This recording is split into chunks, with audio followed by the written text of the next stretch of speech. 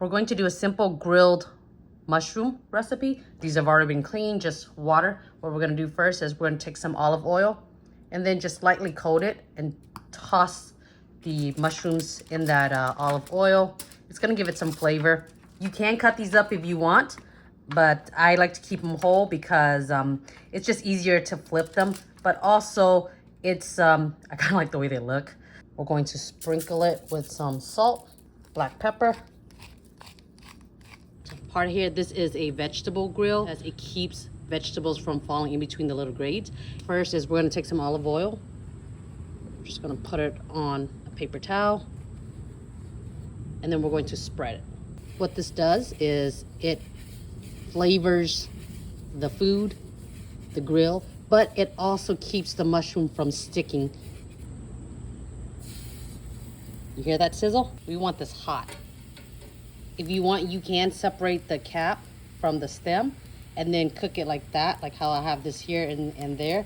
But you know, that's another step. If you want to, you can. I'm kind of lazy and I'm okay with it like this because I'm gonna cut it up later. Cover it up. Now you see how like the color changed just slightly. It's gotten a little bit darker. We're gonna go ahead and flip these mushrooms. And they are going to be a bit softer now that they've cooked down some, because they're losing some of that moisture. Let's let it cook for another 5 minutes. It's been about 5 minutes, and you can see the mushrooms have changed in color and texture. They're much softer. See how frail they are? See how soft and limp they are? For me, this is about a good texture. So from this point, we can go ahead and we can take it off the grill, and we're going to serve these and enjoy them. These just came off the grill, so they're hot. Let's go ahead and give it a taste.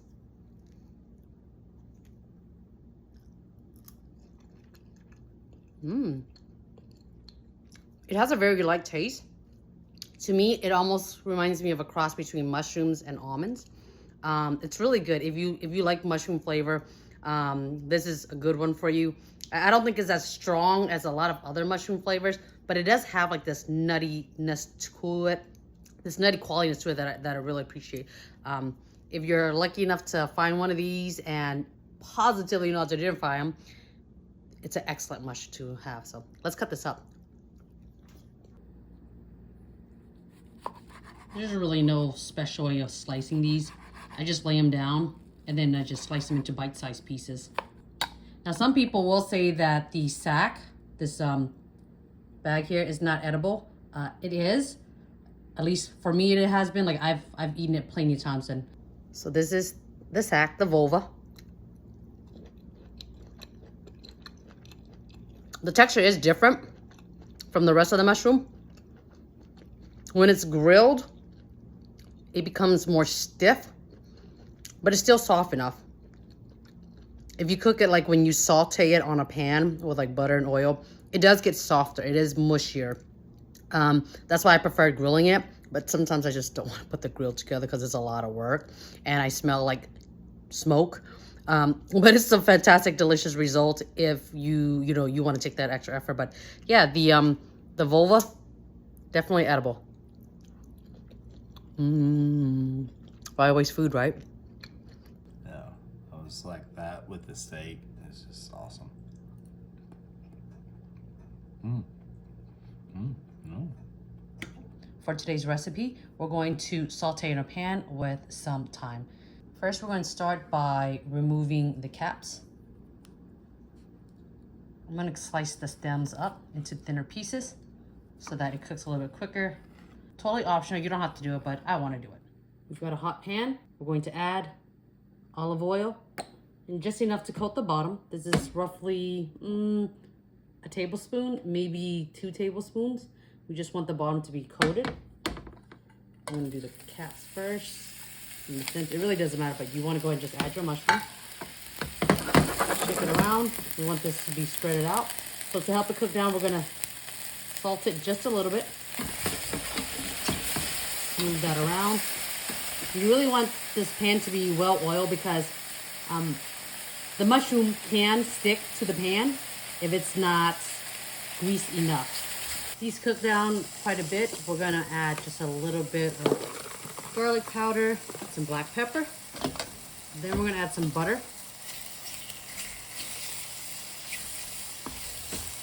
Final ingredient, we're just gonna add a few sprigs of fresh thyme. We're gonna toss this all together. This is a delicate mushroom, so you wanna cook this at a medium to low heat. I prefer this in soups because it holds its shape a lot better in soups. But for the simplicity and variety of different recipes, we're going to do a pan. If you want to cut up the thyme, you can. But honestly, y'all, I got off of work. I'm tired. I just want to eat. All right, we're gonna cut off that heat. We're gonna serve the mushrooms with a steak. This is a grilled steak. It's a New York strip. It's already been sliced up. We're just going to lay the Caesar mushroom just down. I also made some sauteed onions, caramelized it a bit. Just gonna put a few and just top there. Steak, mushroom, onions, beautiful combination, very delicious. We're gonna take some of that thyme and then we're gonna take some of the leaves, pluck it, and sprinkle it. It'll give it some freshness. It'll give it some color. And then we're gonna add a final sprig just right on top. There we go. Look at those textures, the contrast. It's simple, but it's delicious. And it still feels, you know, pretty elegant because you can't buy these mushrooms anywhere. You have to forage it or you have to know someone who knows how to positively identify it and find it. But it's a delicious meal. The mushrooms were free. The onions are cheap. The steak was the only thing that cost me a lot of money. But, you know, every once in a while we'll splurge, right? So this is going to be a nice treat. All right, let's get a taste of this mushroom because that's what we're really interested in.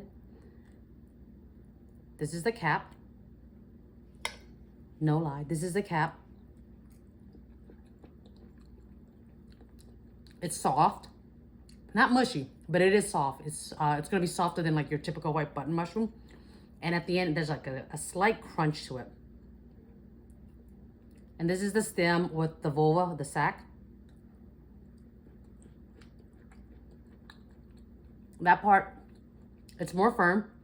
It almost has like a crunch to it, but there is a firmness to it. The flavor is the same, but the only difference is just the texture. Yeah, so you can definitely pan fry this. My personal favorite is putting in a soup because it tends to hold its shape a lot better. It doesn't get mushy, and I don't cook it very, very long. I usually just toss it in at the end, but... So did you cook this with wine at all, or? No. No. Does it taste kind of like it has a little bit of wine in it? Yeah, it does.